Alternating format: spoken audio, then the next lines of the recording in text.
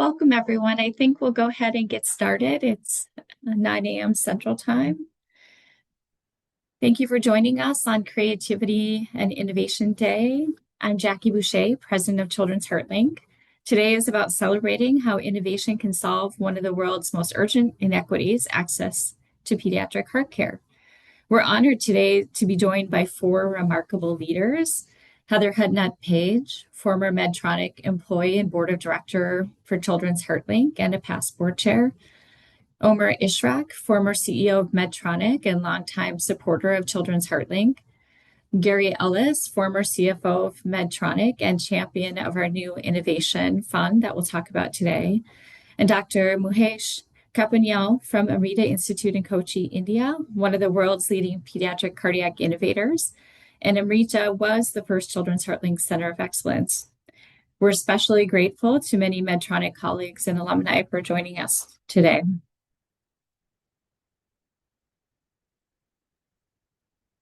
To get started, I wanted to make sure to set context about the burden of congenital heart disease. Congenital heart disease is the most common birth defect globally. Every 5 minutes, 10 children are born with a heart defect. Only 1 of 10 has access to care they need and deserve. Millions of children live with CHD, yet where a child is born too often determines whether they live. Most deaths for CHD occur in infancy and are in low and middle income countries. And what we want to talk about today is this is not a problem of medical knowledge. It's a problem of access to systems, workforce, and data, and in the need for more innovation. There really is no global plan to address congenital heart disease from a systems level, and that's why CHD is a focus for Children's HeartLink. Children's HeartLink has been around for more than 55 years, and while our focus has really been on making sure that children everywhere have access to high-quality heart care, how we deliver on that mission has changed over time. Children's HeartLink has continued to innovate its model. When we first started as an organization, a medic in the Vietnam War was identifying children with a heart defect and bringing them to Minnesota for treatment. So Children's HeartLink was born out of that Vietnam. In 1989, we decided maybe we could reach more children by doing medical missions, and we're traveling to many different countries. Later, our focus was on capacity building. So from 1969 to 2000, we reached about 1 million children. And since that time, we've reached 2 million more as a result of our innovations. In 2008, we partnered with the International Quality Improvement Collaborative to really improve our partners' outcomes and help them develop systems for tracking. So this is a global database focused on pediatric heart care in low to middle income countries. Then in 2014, we launched the Invisible Child series, really helping to bring focus to the need for data's health system strengthening workforce and universal health coverage, and launched an advocacy strategy more globally.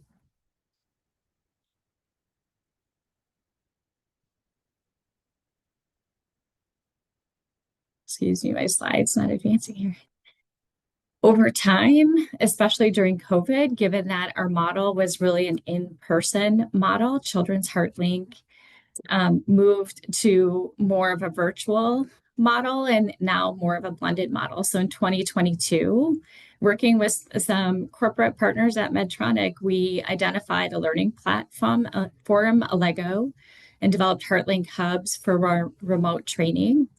As part of the remote training during COVID, we integrated 3D printed hearts, which you'll learn more about today, into the training to help from a learning perspective, given the lack of our in-person visits. And in 2023 to 2025, developed our XR pilot program that Dr. Mahesh is going to talk about today. Our goal with the Innovation Fund that we'll talk about today is to continue to innovate our program model so we can expand reach and also find new ways to deliver training to develop the workforce of the future. The Children's HeartLink model, just briefly to provide context, is focused on a train the trainer approach. So Children's HeartLink identifies through rigorous criteria hospital partners in low to middle income countries and partners them with a medical volunteer institution from the United States, Canada, or the UK for long-term partnerships that generally last 7 to 10 years, taking them through a three-phased model to help them develop into a Children's HeartLink Center of Excellence, where they're delivering certain quality outcomes like lower infection or mortality rates, where they're conducting research and quality improvement initiatives to continue to improve their data.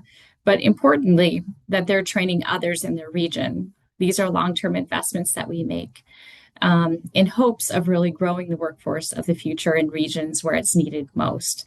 We currently have 21 hospital partners in 6 countries: Bangladesh, Brazil, China, India, Malaysia, and Vietnam.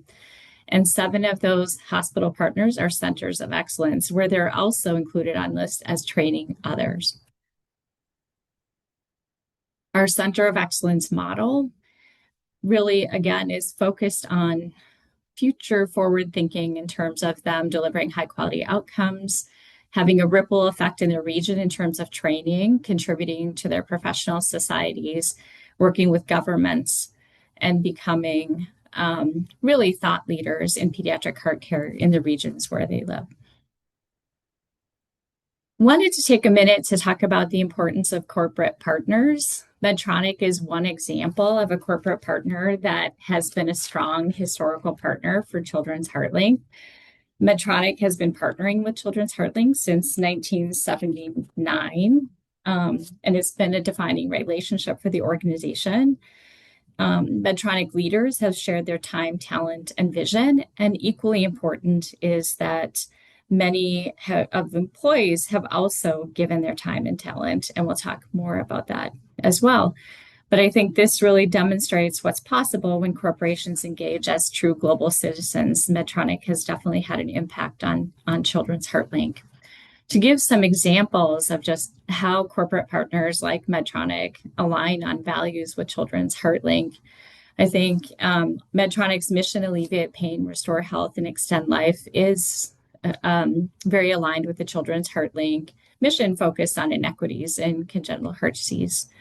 And over time, Medtronic has really partnered with Children's HeartLink to enter new countries like India and Brazil, helping us reach more children, develop pathways of care service where we're really identifying children that maybe wouldn't have been identified and getting them for treatment, and then helping us grow our reach as we think about scaling our program model. So we had a 3-year grant recently that supported 11 of our hospital partnerships, including 4 new partnerships in India and Brazil, helping us reach more than 211,000 children and training more than 10,500 clinicians. These types of partnerships are really help us deliver strategy plus compassion.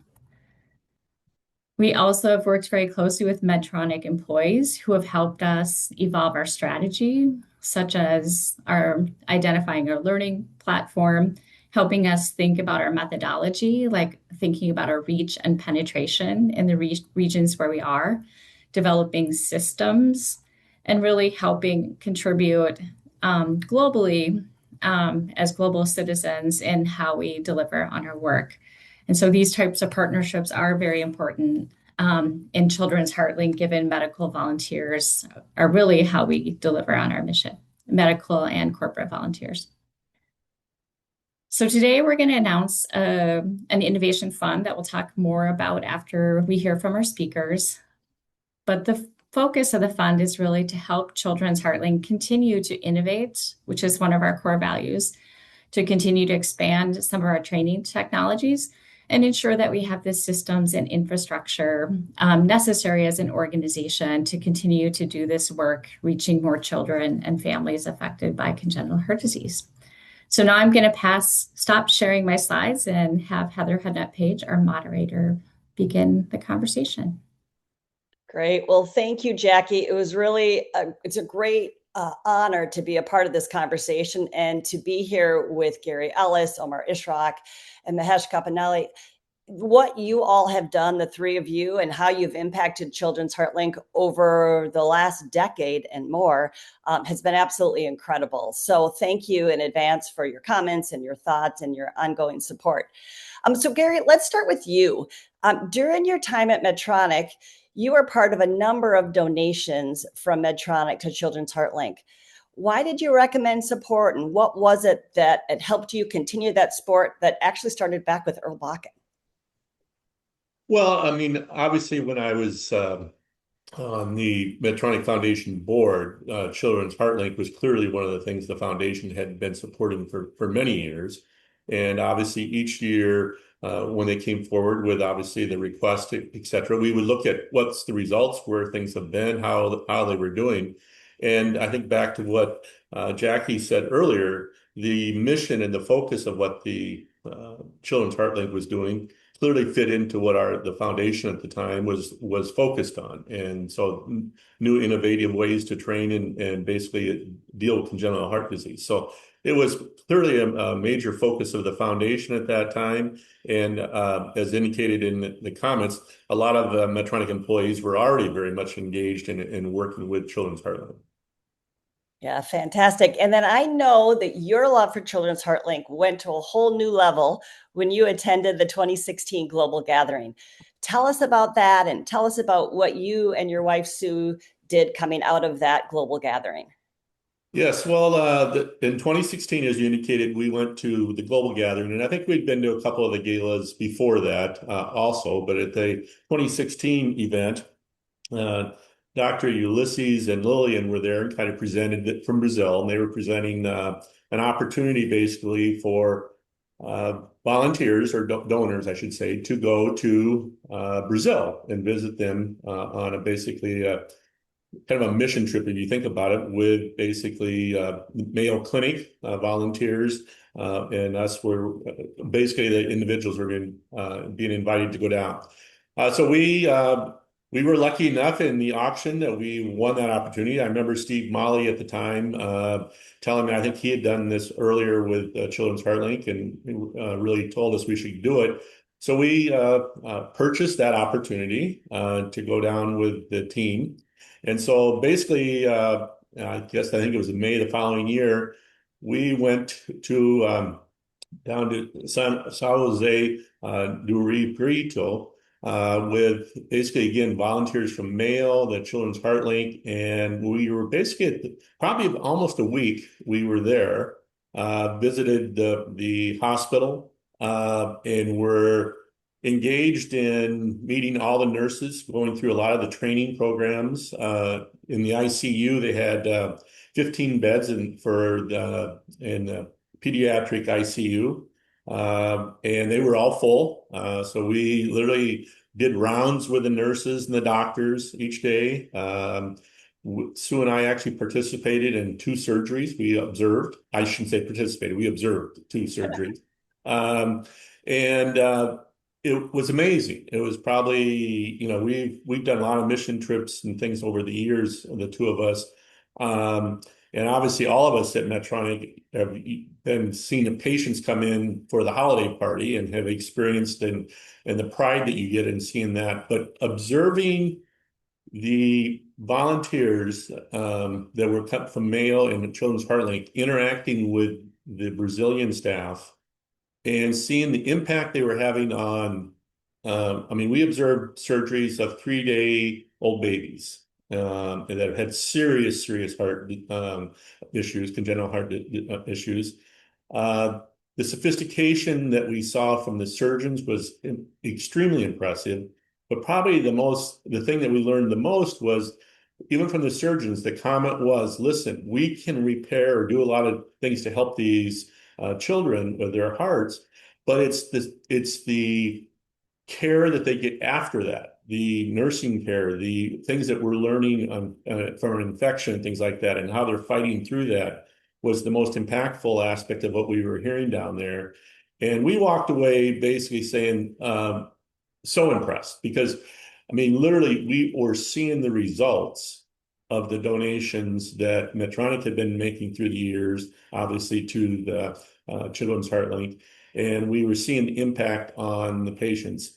But I think the reality is probably what hit us the most is on the very last day, we actually got to meet with parents, the parents of these children. And we saw children who had actually, 10 years later or whatever, who had surgeries and had recovered and were doing very, very well. So you saw the results. You saw what the dollars that we're giving to Children's HeartLink was really doing and the impact it was making for the volunteers in the hospital group down there. So it was by far the best trip we probably have ever made. And we learned a lot. And as a result, we've been very engaged with Children's HeartLink since. So impactful. I love it. And the importance, as you just noted, about not just the physicians, but the nurses and the training that they get as well through these partnerships is just fantastic. So I know you also have a personal connection to congenital heart disease. Can you tell us about that? Yeah, I mean, our granddaughter was born with a congenital heart disease. Now, hers is nothing near as serious as many of these children, and what Children's HeartLink really is dealing with is, ESD and ASD type of things. So, I mean, small, but it's scary when you're dealing with that as a parent or a grandparent of a child who has congenital heart disease and have to live through that as they go forward. Again, we're lucky enough that our granddaughter is in an area, obviously here in the US, where she's getting great care. She's getting taken care of, and you wouldn't know that she has congenital heart disease because she's living she's 13 years old now and doing extremely well. But it's something that's always in the back of your mind. So it's something we're involved in, and we watch very carefully because we know what the impact is. We're lucky enough, though, that we're in an area where she gets great care, and hers is not as serious as obviously some of these kids are dealing with. Well, that's great. I'm glad she's getting fantastic care. So you have made a big commitment, you and your wife, Sue, to the Innovation Fund.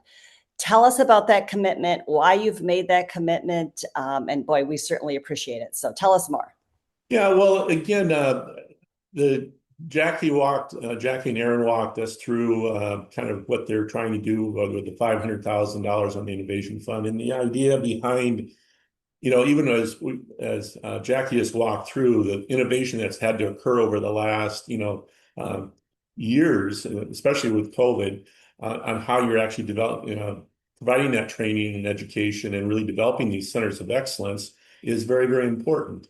But yet, obviously, operating funds are just kind of being used to run the normal programs that are in place already. And so how do we really kind of jumpstart that and create kind of, if you think about it, a venture fund? That's the way I almost view it coming from, Medtronic, is it's a venture fund that we're trying to say, how do we create an amount, this $500,000, to look at new ways of innovating and training and educating and new ways of actually dealing with the congenital heart disease? So we committed to say, listen, we will commit $50,000. We'll get this thing started. We'll commit $50,000 as kind of a matching grant for people to encourage them to basically join this effort and create this innovation fund. Well, that is fantastic. And we'll talk more about ways people can contribute as we continue on through this webinar. But thank you in advance to you and your wife for that incredible jump start to the Innovation Fund. So thank you for that. All right, Omar, so you came in after Medtronic was already engaged in Children's HeartLink, and tell us about, you heard about it and why you decided to continue to fund the organization. Oh, well, the first I heard about it actually was Jeff Martha in an event I think he had in his house, and I was visiting, and he told me about Children's HeartLink. And then Gary actually followed up with the same kind of thing. And I remember very clearly the story that Gary just said about Brazil.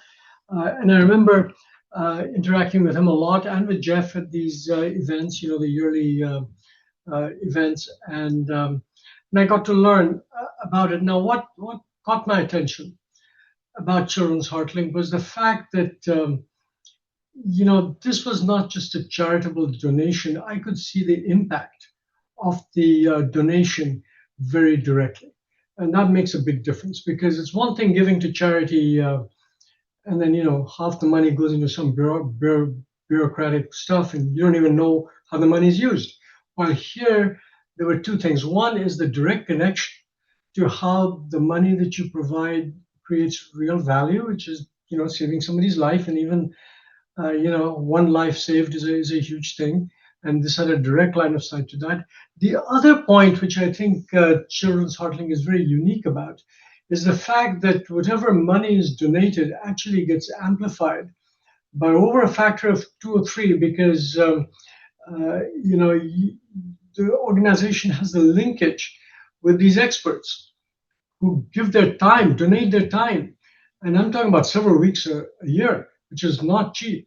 And there's not just one person, this is a whole group who actually travels to the site and trains people and stays connected. This is not a one-off training where you go there, train, come back and forget about it.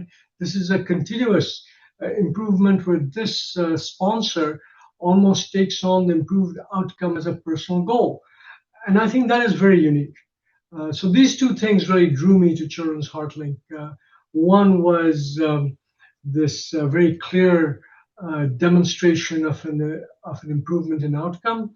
And the other was this amplification of whatever funds are given through people's time. And I think those are very unique. Yeah, no, when we are very grateful for all those volunteer institutions, of whom we will hear from in a minute. But absolutely agree with that. I know you have personally, not just the Medtronic funds that have gone to Children's HeartLink, but I know you've personally become invested. And tell us about that, why you did that. I believe you also have a personal connection. So tell us a little bit about that engagement with Children's HeartLink. Sure, I'll tell you the story. And first, because of that linkage to outcome, and as the Medtronic employees all know, that the mission of Medtronic actually is using technology to improve outcomes. And so this had a very clear linkage to that. Now, the technology piece at that stage wasn't that big a deal, but the outcomes was. And so to me, from a Medtronic Foundation perspective, this was a very clear area of focus. This is part of the mission of Medtronic. It was linked in many ways to the focus of Medtronic. So I kind of stuck to that, and I learned how Children's HeartLink worked. And I think I remember visiting some of the sites, not at the depth that Gary did, but I did visit some, and I remember the Indian site, which I heard a lot about, and others. There actually at that time there was even a site in China, but based on that whole thing. I felt from a Medtronic Foundation perspective, this should be a priority, and it was. And frankly,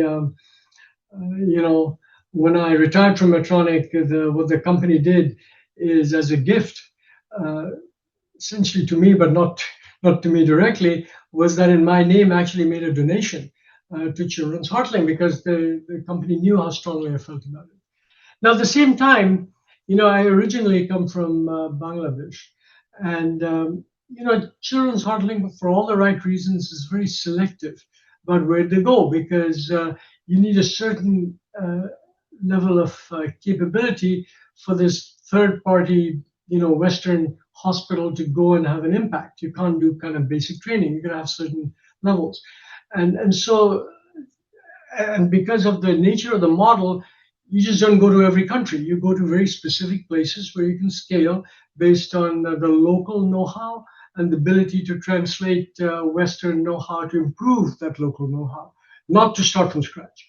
And so that's why these different countries were selected. But clearly, there's not enough time for Children's HeartLink to do a study of every country in the world and figure out who has this and who doesn't. It goes along by where you get the obvious opportunity and you kind of scale from there. Now, originally, I come from Bangladesh, and I just knew it so happened that there was one institution there called the National Heart Foundation, who I knew only because the founder of that hospital happened to be a friend of my uncle. And when I was growing up, I just got to know him, and as I got more into healthcare, I got very interested in that, and I just learned a lot about that institution. And I knew actually that it had a certain dedication to cardiology and a certain focus on pediatric cardiology. But of course, Children's HeartLink never knew about that.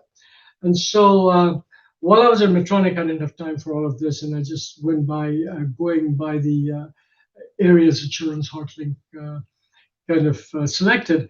But after I retired, I had more time. And I said that, look, I'll focus on this. I'll fund um, scaling up National Heart Foundation to a high standard, and then that's how I got involved, and I've learned a lot from that involvement because my connection was in a fair amount of detail, as I think Jackie will will agree that I want a clear measurement of outcomes. I want to measure it every quarter and see how you're doing, and it's not so much to just hit the outcome number; it's learning why you either hit or you miss. And if you miss, then what do you change? And so this direct engagement with both the National Heart Foundation. So when the National Heart Foundation saw that I'm involved, their management team also gets involved, and their CEO and everyone gets involved. And when I go there, I can have a meeting with them and improve the importance within that organization. So in that way, I found this personal connection to be having something of great impact. And actually, I want to continue that. And I encourage others to think about it that way, especially people who've come to the United States from abroad and are American citizens now and understand the US, like me, but also know these other countries. And you may have connections that Children's Heart Link in general wouldn't. I'd suggest you leverage that. Yeah, I love that. I know that you also are quite excited about the Innovation Fund. Tell us your interest there and why you're frankly on this webinar to talk about it. Well, I think innovation is clearly important because, like I said, the outcomes are there, and now to improve those outcomes, if innovation can come in that very specific case. I mean, I'm not a real fan here of generic innovation. It has to be specific innovation, and that has to be linked to a certain hospital and the need for that innovation in a hospital in Bangladesh versus Amrita versus one in Vietnam. The specifics of that actually will be quite different.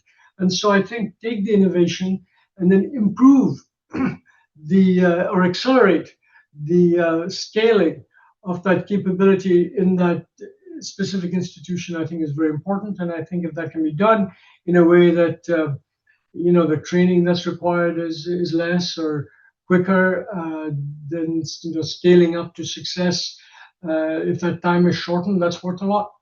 So again, I'm interested in Innovation Fund, but the way I would do it is I would stay engaged with the deployment of that fund in specific hospitals and make sure that that fund, that technology is used for that hospital rather than just a generic improvement in technology, which can happen too. But I think the linkage to specific hospitals is important. Well, that is a perfect entree now into a conversation with Mahesh. So Mahesh, you are not only a partner, you've become a center of excellence, and you are actually using innovation to expand access to care and to expand training. So tell me and tell us how you became a partner. Give us a little bit of that story for becoming a partner with Children's Heart Link, becoming a COE, and now the incredible innovation that you're using to not only train your team, but train others.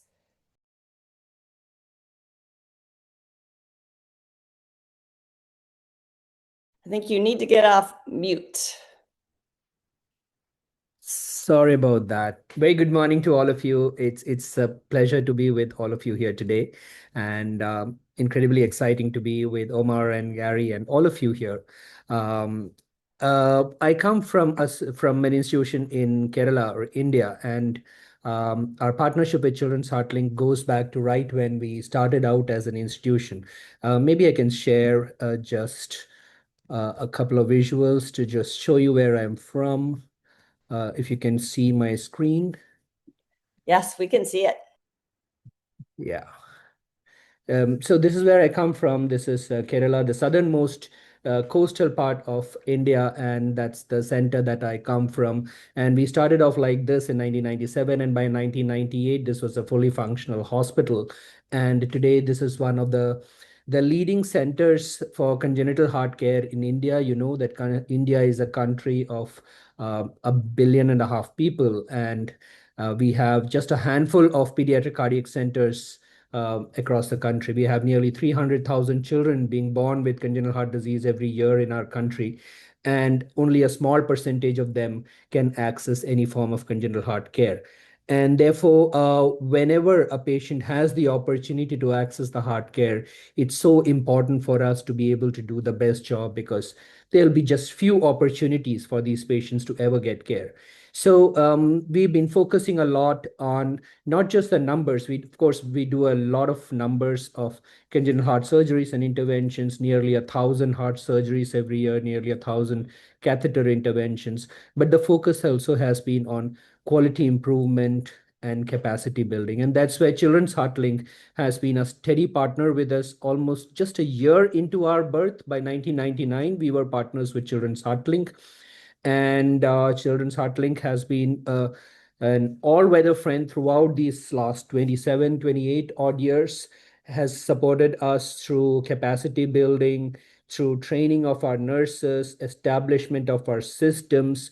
We had less of the mission visits, but more of the resource building kind of activity that we were involved with Children's HeartLink. Our surgeons traveled to the US to observe and to learn new techniques. Multiple batches of our nurses got the opportunity through Children's HeartLink to be at Boston and at Stanford to learn new processes and come back and then amplify that. So all these personnel became multipliers.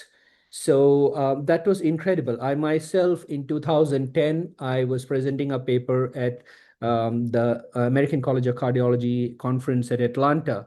And during that visit, Children's HeartLink enabled an observership for me at Children's Hospital Boston, where I was an observer in the cardiac MRI unit.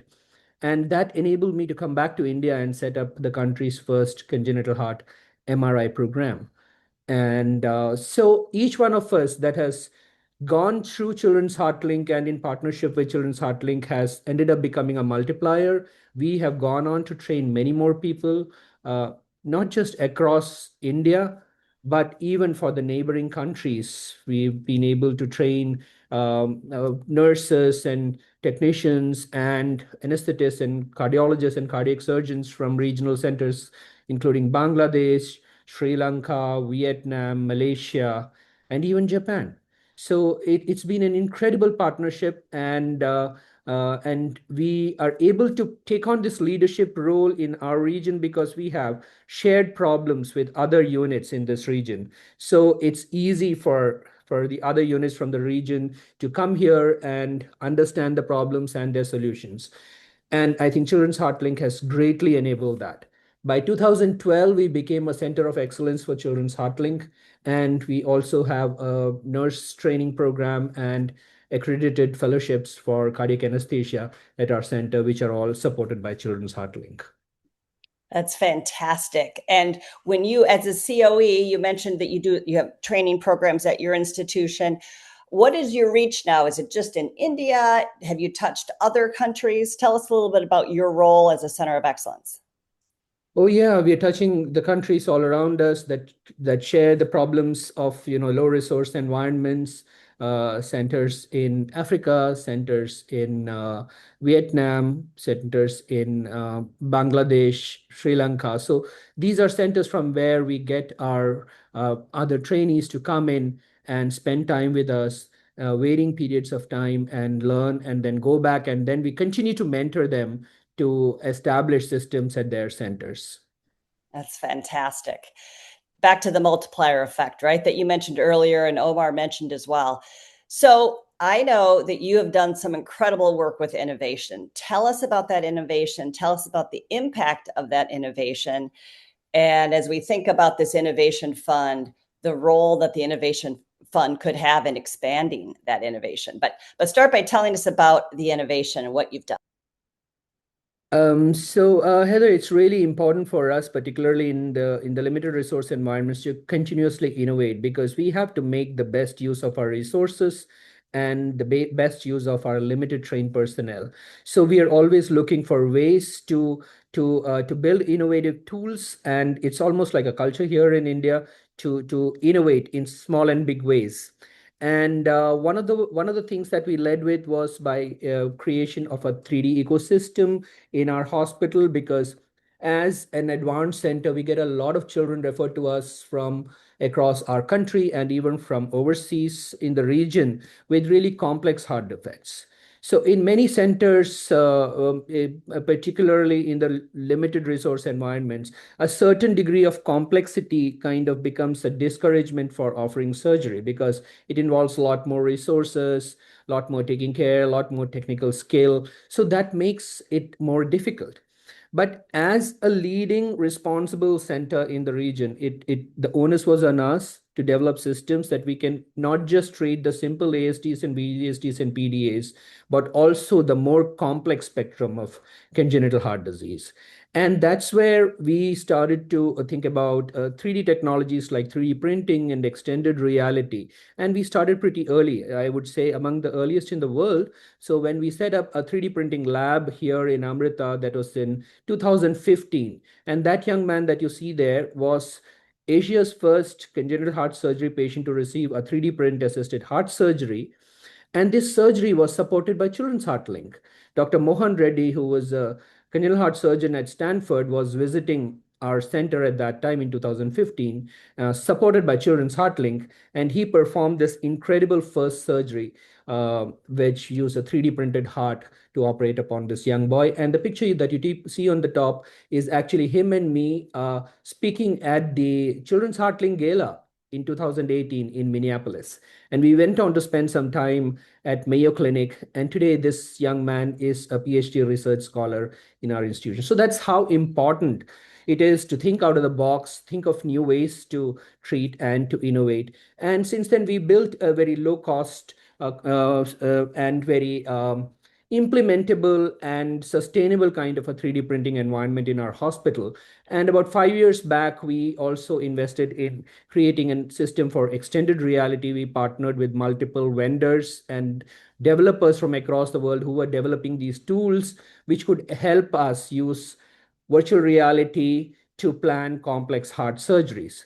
And we kind of blended these technologies by using 3D printing and extended reality. Now we've kind of built very low cost tools to guide surgeons during actual surgical procedures so that you can simulate a surgery digitally, and then you can create a template that you can sterilize and go and use in the operating room to do a surgery very precisely. And this is a low cost way of doing it because we created templates that can simply be printed on a piece of paper, and you could simply cut a little plastic template over it and use it to the theater. But then most of this was being done at our center. But as a responsible center, we also wanted to extend the use of these technologies to other partner sites, including Children's HeartLink partner sites. So we innovated to create a novel platform, which is indigenous, which would allow people from different locations to gather together into a virtual reality environment. You didn't even need to be in the same place. You could wear a low-cost headset, and I could lead the team through a discussion where I could have the 3D model of a heart, I could pull up the clinical images or the echocardiograms or the videos, and these partners can join from anywhere in the world. And this was done particularly because we know that a center in Bangladesh or Sri Lanka or Vietnam may not have access to these technologies, whereas I can serve as a hub and we can have multiple spokes in the region helping others to develop this. So with Children's HeartLink, we developed a project between 23 and 25, which was funded by the Chow Foundation. And what we did was quite incredible. It had never been done in the world before. We had 6 centers from across the world. My center, there was a center from Sao Paulo in Brazil, then Kuala Lumpur in Malaysia, and then Ho Chi Minh City in Vietnam, and 3 centers in India. We all gathered together on the 6th of March, exactly a year back, and we were discussing this really complex heart defects and planning a surgery together. Something like this had never been attempted before, and we were all easily talking to each other, moving around each other as avatars through our physical spaces and interacting with each other. And through this project with Children's HeartLink, we did multiple sessions where we had these meetings with, with cardiologists and cardiac surgeons from across the world gathering together in VR as avatars and discussing surgeries. What this helped us was that we centers with greater expertise were able to guide the other centers on how a particular case has to be approached, how the surgery can be done. So that became an enabler. Those centers then became able to do these surgeries, not just able to do the surgeries, but able to do it the best possible way with the most optimal results. And this became a really incredible project. Something like this had never been done before. And Children's HeartLink already has 21 centers that it mentors. So it became easy to connect these 6 centers to start off this project. And today it is expanding. More and more people have become aware of what we did, and more of them want to participate. So today we have centers from different parts of the world coming together in meetings, and we have just applied for the second phase of this project, which runs HeartLink, and we are hoping that we will be able to upscale this project to a lot more centers coming together and discussing. And this also became a very exciting research project, which we presented at the World Congress in Hong Kong last December. And obviously, it shows that we are able to help each other understand complex heart diseases much better and plan surgeries much better together, sitting where we are at minimal use of resources. It becomes a very, very powerful tool. And today, many other centers, this is my friends in Colombia now using it to teach their medical students about congenital heart surgery. And just yesterday, this was a team from Pakistan, and that the avatar you see is the surgeon from Pakistan, literally getting inside the heart of a patient he's supposed to operate. He just sent me the CT scan. I'm sitting here in India, and I created this 3D model, and he's putting his head into it and walking through the case. So it's been very exciting, and I'm very thankful to Children's HeartLink for making this kind of scaling up and implementation possible, which otherwise would have been very difficult. And now we're even taking it to the operating room so the surgeon can actually review the anatomy during the surgery. Wow, that is absolutely impressive. And frankly, valuable to the developed country as well, right? Not just low and middle income countries. So congratulations on your work. And of course, a big thanks to Children's HeartLink for their support in helping you move that along. So let's talk Innovation Fund. Gary, why is the Children's HeartLink and the Innovation Fund so aligned with the Medtronic mission and Medtronic alumni DNA? Well, I think you've heard it from kind of all of us as we went through the discussion here, especially from Omar and myself from, coming from Medtronic. I mean, the mission of Medtronic overall, and Heather, you mentioned it earlier too, is it just ties into where Children's HeartLink is at. And so the history that Medtronic has and the alumni have had with HeartLink, Children's HeartLink over the years has obviously been very strong. And it continues. And I think we just need to continue to do that. I mean, let's be honest, Medtronic started from, the innovation of trying new ideas that and come forward from Earl. And then over the years, innovation has continually driven advancements at Medtronic. And I think Children's HeartLink just fits in. I mean, not that we necessarily have a lot of products that are dealing with congenital heart disease, where we tend to deal, more as the children become adults, etc. But the reality is, this is a way I think Medtronic has been able to be very engaged in helping Children's HeartLink expand, as we just heard from the doctor, across the world. And so from my perspective, it fits right into the mission that we've all had. It fits right into the history that we've all felt over the years. And it's addressing what we all know is out there, the unmet medical needs, the disparity that's out there from the standpoint of resources, et cetera. So in my view, there's no better way for Medtronic alumni to continue to be engaged in what we were doing at work. I mean, the fact of the matter is that, yes, we all had careers that dealing with this. This is a way for us to continue to be engaged in helping the world basically address heart disease as they go forward. So it's been a big supporter. I mean, I'm a big supporter of it. I believe in what they're doing. The multiplier effect that you've heard a couple times from all of us is what Children's HeartLink is known for. And I think we're just trying to continue to figure out how to scale the organization to be able to address some of the resource shortages that are around the world. So I think it fits right into our DNA. Yeah, no, I love it. And I just so appreciate the support, frankly, from all three of you with Children's Heart Link, but especially Gary, to you in your commitment, your and your wife's commitment to this innovation fund.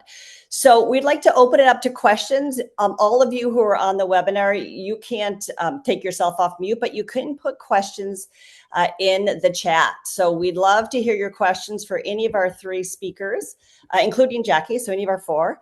Would love to hear from you. Okay, so I got a first question here. Is the 3D technology used for teaching of physicians and teams working in other medical areas? So I guess that'd be a question to you, Mahesh. Yes, indeed. We started this off, the whole thing, for cardiology, but then it was easy for the other specialties to see how useful it is in their own specialties also. So today at my center and in my region, many other specialties have come forward and adopted this, particularly craniomaxillofacial surgery, neurosurgery, vascular surgery, etc. And there are ongoing projects where they again are doing a similar kind of a remote assistance of other centers with less expertise, and also not just for clinical decision making, but for teaching and training. So yes, it can definitely be used for multiple specialties. Another question for you, Mahesh. When do you think it'll be possible for multiple physicians to be within you during surgery, either learning or supporting you in terms of your surgical steps and skills? Technically, it is kind of already possible to have that kind of a system where people can actually be participating in surgeries, but then the hardware and the software and the internet bandwidth, etc., that's required is still quite high. But it's quite possible that in the coming days, these technologies would become more cost effective and more efficient as we move from 4G to 5G and so on. So the transmission of data and being able to be real time, be in the presence, as you know, AR VR allows you to, it's a definite possibility. All right, we've got another question for you. So, for someone who isn't from a low resource environment, what are some of the challenges you face when innovating? For someone who isn't from a low resource environment, what are some of the challenges? So, in other words, we don't always know about those who are not part of a low resource setting. What have been some of your challenges in innovating? The challenge with innovation, I as an innovator, the major challenges that I see are, number one, in ideating about the real problem statement. We shouldn't be trying to innovate about things that already have a solution. We shouldn't be inventing a device and then looking for a problem to solve that, to use that device for. So the pressing challenge has to be clearly identified. That sometimes is missing. Second thing with innovations is promoting adoption, particularly in the medical area. It's very hard to convince doctors, especially those who have been in the profession for a long time, to adopt something completely new and radical. So that's a huge challenge, being able to take technology across, show its value. You'd need to do some research. You'll need to publish papers, to show data, and to really convince people that yes, this works. So convincing people and encouraging adoption has been a major challenge, I would say, which goes even way beyond the resources. So maybe one more question for you, and then we're going to move the next question to you, Jackie. But one more question for you, Mahesh. What role does the Indian government play in spreading this technology and just supporting education and meeting the needs of these children with congenital heart disease? In general, the environment is quite positive for encouraging innovations. There are multiple ways and means and systems that the Indian government is putting in place, understanding how technology is changing and how it needs to be adopted. But there is still a long way to go to improve upon these systems in our country. Thanks. All right, Jackie. So the medical volunteer teams are obviously important to the delivery model. Can you talk about their commitment and how these teams are selected? Sure. Yeah. Thank you for the question. I know earlier Omar mentioned the importance of innovations and adapting locally. I think when we think about medical volunteers, We typically choose more academic institutions, and they deliver high quality outcomes just like we expect to achieve in our centers of excellence. But it's really important to think about that local and how these teams, how we think they're going to fit together, because this is a 7 to 10 year partnership. And so you want to make sure that you have the right sort of not just fit from a clinical perspective, but also a cultural perspective, and how those teams are going to work together. Fantastic. All right. We have another question for you, Jackie. How could other companies engage their employees similar to what Medtronic has done? Do you have any insights there for those of us on the line that are not Medtronic or Medtronic alum? Yeah, definitely. I think that's our hope. Is we've had such a long and wonderful relationship with Medtronic. We hope that other organizations can also connect with us. I think myself, Erin Bursch, our Vice President of Development, we'd love to talk more to individuals from companies that are interested in volunteering, so they could feel free to reach out to us or put a note in the chat, and we'll be happy to follow up with them to think about how we might engage. I think both medical and corporate volunteers are key to us delivering on our mission. Fantastic. So connect up with Jackie if you want to know more. All right, question for you, Gary. How can employees better influence their company's charitable giving? Well, I think basically most companies are very interested, obviously, in what their employees are interested in too. I mean, let's be honest. There's clearly an impact there. Now, not that not all their charitable giving is going to be tied into where the employees are focused. But if the employees are focused and concerned about an area or getting involved in an area, I think that does impact the leadership of a company and organization. Many organizations, many companies have kind of matches for basically employees giving. And so one way to really have an impact on it is just, if your company has that match from the foundation or the company itself, clearly your giving to an organization will indicate your interest and the importance of that organization to you. And that's a way to get the company's notice and focus on it just from that perspective. But I do think that, all organizations, all companies are clearly interested in knowing what excites their employees, where's their passion at.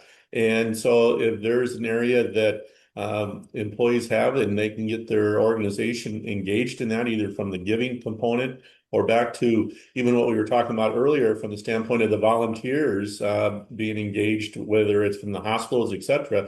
There's a lot of ways that as an employee, you can really encourage your organization to get engaged with different foundations. And clearly, Children's HeartLink, in my mind, is one that you can clearly sell the passion around what they're trying to accomplish. So it's if you're engaged, you can clearly get your coworkers, everything else engaged in what's going on with any kind of a group.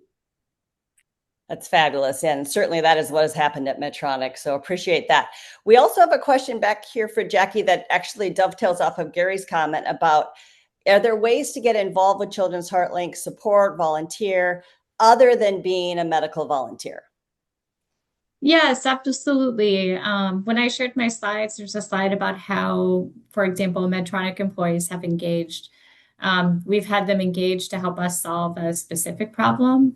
We've had employees from Optum, as an example, help us think in the past about creating a database and how we put together business requirements and think about the right solution.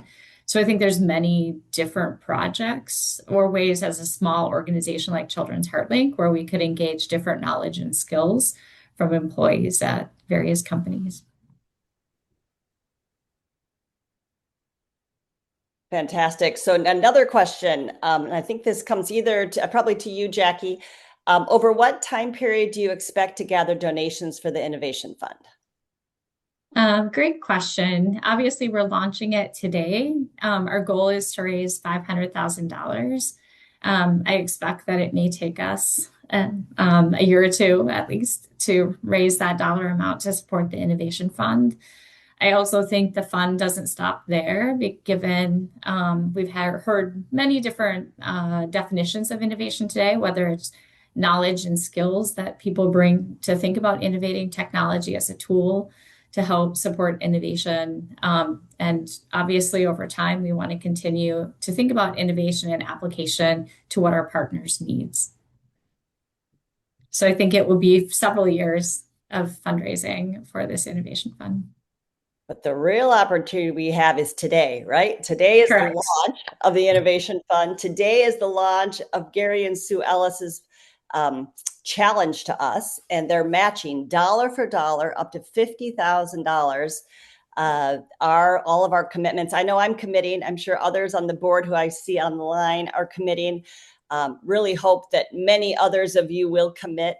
I want to just thank Gary and your wife, Sue, for this incredible gift to Children's HeartLink. I want to thank Omar as well. Omar, you have been an unbelievable partner along the way, not only with the Medtronic support, but also your personal support and helping us launch in Bangladesh and starting to see progress there, which is incredibly exciting.